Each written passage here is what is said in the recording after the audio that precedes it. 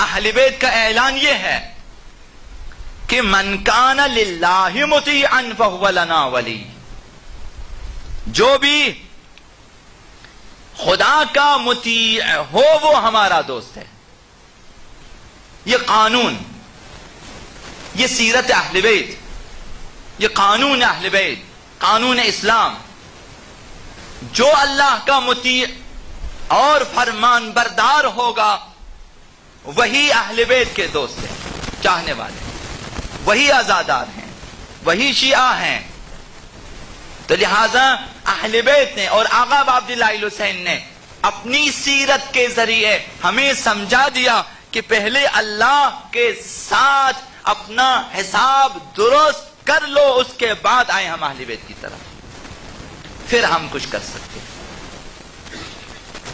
تمام عزاداران آقا عبداللہ الحسین کو چاہیے کہ ہر محرم میں یہ فیصلہ کر لیں کہ مجھے اللہ سے تمام حساب برابر کرنا ہے، خدا و تعالی کے ساتھ جو میرا حساب کتاب ہے، جو میرے ذمہ واجبات ہیں،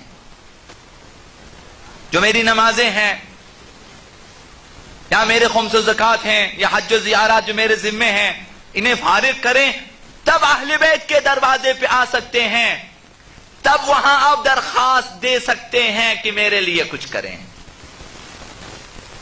ورنہ پھر تمام درخواستیں ہماری رد ہو سکتی ہیں درگاہ اہل بیت سے، چونکہ خداوند متعال کے فرمان بردار نہیں ہے۔ تو عزاداری کا مفہوم یہ ہے، گریہ کا مفہوم یہ ہے کہ رونا اس مقصد کے لیے ہو۔ اگر آپ قربانی دینا چاہتے ہیں راہ اسلام میں، مال کی، جان کی، اوقات کی، تو پھر پاک و پاکیزہ ہونا چاہیے، صاف و شفاف ہونا چاہیے۔ اپنے مال کو پاک کریں، پھر راہ اسلام میں دے دیں، صاف کریں، پھر دے دیں۔ خود بھی اگر خدمت کرنا چاہتے ہیں تو اگر آلودہ ہو کر خدمت کریں تو شاید مقبول درگاہ اہل بیت اور درگاہ خدا نہ ہو، لیکن اگر آپ تقوی کے ساتھ، توبہ کے ساتھ اگر خدمات انجام دیں تو انشاءاللہ مقبول درگاہ خدا ان متعال قرار پائیں گے، تب ہم امیدوار ہو سکتے ہیں۔ تو پاک ہونا شرط۔ آقا عبداللہ الحسین نے دیکھا کہ لوگ آ رہے ہیں میرے ساتھ، تو یہ فرمایا کہ پاک صاف ہو کر آ جائیں، کربلا اگر آنا چاہتے ہیں، شہید ہونا چاہتے ہیں۔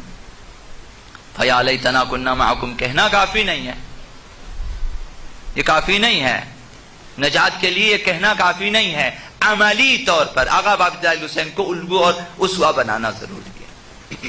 تو ہر عزادار یہ دیکھیں کہ کہاں تک آقا عبداللہ الحسین کی سیرت کا مطالعہ کیا ہے اور اس پہ عمل کیا ہے۔ انہی دو باتوں پہ اگر آپ عمل کریں، یہ جو آپ کو معلوم ہے کربلا میں آقا عبداللہ الحسین کی نماز، کہ اول وقت میں نماز ادا ہوگی، شب عاشور جیسی سخت رات بھی نمازیں قضا نہ ہوں گی، شام غریباں جیسی مصیبتوں سے بھری راتوں میں بھی نمازیں قضا نہ ہوں گی، اور یہی کہ اصحاب آقا عبداللہ الحسین ان کی زندگیاں پاک و پاکیزہ تھیں، تب آقا عبداللہ الحسین نے انہیں قبول کیا۔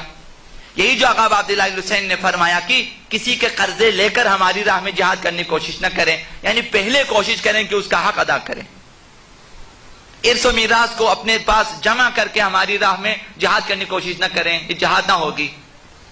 حق الناس پائمال کرتے ہوئے عزاداری نامقبول ہے۔ حق الناس میں لوگوں کے اشیاء خردنوش سے لے کر، لوگوں کی جائیدادوں سے لے کر، زمینوں سے لے کر لوگوں کی آرامش تک اور خواب و آرامش تک حق الناس ہے۔ کسی بھی طرح سے انہیں ضائع نہ کریں، آپ کی عزاداری پاک صاف ہوگی۔ آلودہ عزاداری نہ کریں، مشکوک عزاداری نہ کریں۔ آپ نے عزاداری کی 20 افراد کو آپ نے بیزار کر دیا اپنی عزاداری سے، مثلا تو وہ آلودہ عزاداری۔ کتنے لوگوں کی نیندیں مثلا حرام کی ہوگی کہ میں نے عزاداری کرنی ہے۔ یہ ایک فرہنگ بنتی جا رہی ہے، یہ ایک ثقافت بنتی جا رہی ہے کہ جب عزاداری کرنی ہے تو پھر اس طرح سے کریں کہ سینکڑوں افراد اگر میری وجہ سے تکلیف میں ہوں تو ہوں، مجھے اس سے کیا، میں نے عزاداری کرنی ہے۔ تو حسینیت میں ایسی چیزیں نہیں ہیں، حق الناس کی بھرپور حمایت ہوتی ہے، رعایت ہوتی ہے، یہ حسینیت ہے۔ کربلا کی زمین آقا عبداللہ الحسین خرید لیتے ہیں۔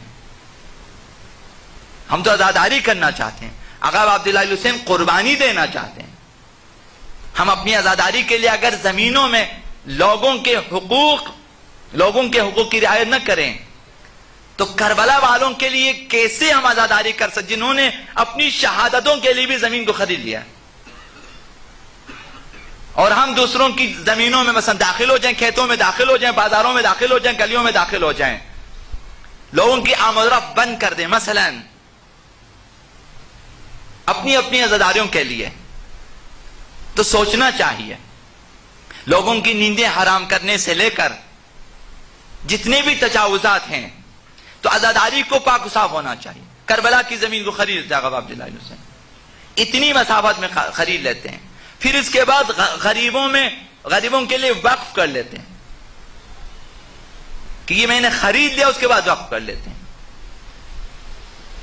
اب اس کا اثر یہ ہوا کہ کربلا اس طرح سے آباد ہو گئی کہ تا قیامت آباد رہے گی، اور ہدایت کا نشان بن گئی کربلا، ہدایت کا مینار بن گئی۔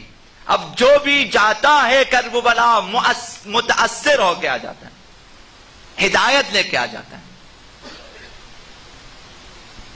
تو یہ مالوں کی قربانی جو کم ترین قربانی ہے، یہاں پر آقا عبداللہ الحسین کی سیرت کا مطالعہ کریں، پھر آگے سوچیں جب جانوں کی قربانی کی باری آئے گی تو اسے کس طرح سے پاک و صاف ہونا چاہیے، پھر اس کے بعد جب اولاد کی قربانی کی باری آ جائے گی تو دیکھنا چاہیے، پھر چوتھے مرحلے میں جب بالا ترین قربانی عزت و ناموس کی قربانی ہوگی، وہاں کس قدر انسان کو شائستہ ہونا چاہیے۔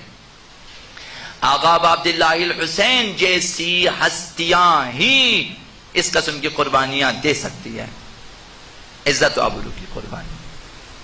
ہمارے لیے شاید مفہوم نہ رکھتا ہوئے چیزیں۔